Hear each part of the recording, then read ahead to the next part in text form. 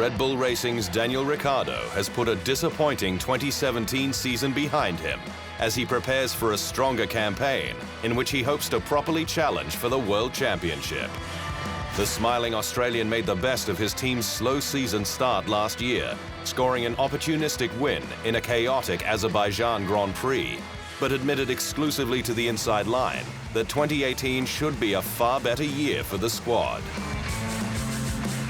I still don't really know why the last few years, we've been slow off the line, but I think, this year now with not really any changes and where we ended with the car last year, I think it's all pointing in the right direction to start stronger. Red Bull's biggest issue last year was reliability, with Ricciardo's RB13 breaking down 5 times with failures, including 3 of the last 4. His teammate Max Verstappen had 4 as part of 7 DNFs. So it's been a key focus of the new car, with power unit allocation slashed to 3. And the initial signs have been promising. If she runs as well on track as it is, let's say, in the sim at the moment, then for sure we should be in a better position in Melbourne and hopefully at least fight for a podium. Mercedes is on target to ink a new contract with its star driver Lewis Hamilton, locking him in for the next few years.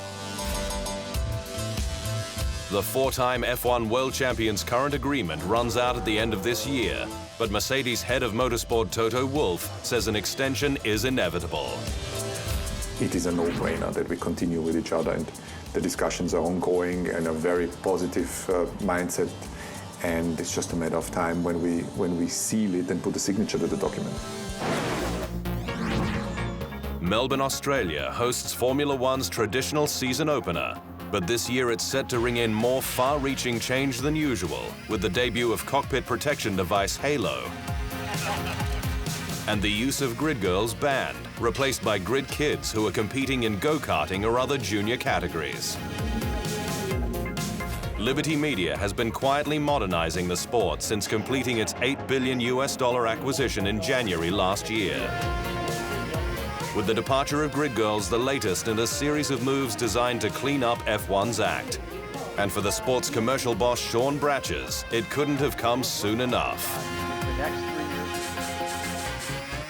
We don't believe the practice is appropriate or relevant to Formula One and its fans, old and new, across the world, he said. It's thought a more transparent and family-friendly F1 will attract not only more mainstream fan interest, but increased commercial opportunities. New year, new drive, and Fernando Alonso is again set to switch codes, with McLaren confirming he'll race in all but one round of the 2018 World Endurance Championship with Toyota, including the famed Le Mans 24-hour race. The Spaniard got his first taste of an LMP1 car in November last year as part of the WEC's rookie test in Bahrain, completing more than 100 laps with Toyota Gazoo Racing. The same squad he'll be racing for this year, dovetailing the sports car drive with his F1 commitments, which includes 21 Grands Prix. Alonso might not get another shot at an F1 world title, but he's motivated to build on his legacy in other ways. To do so, I think you need to win the best races in the world and the most prestigious races in the world. And how to achieve that, I think, is Formula One, Indy 500, 24-hour Le Mans, which is called the Triple Crown. Fellow 2-time F1 world champion Graham Hill is the only one to achieve it. But Alonso attempted the Indy 500 last year, running competitively until his Honda engine expired.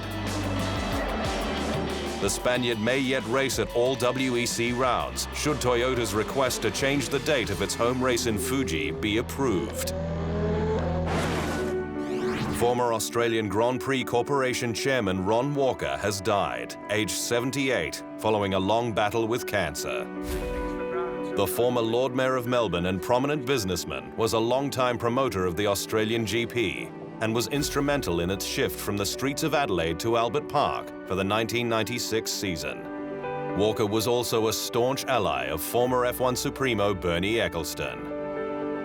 Tributes flowed in from all corners of the globe following Walker's passing, with that from his countryman and 9-time Grand Prix winner Mark Webber, typical of the affection with which he was held.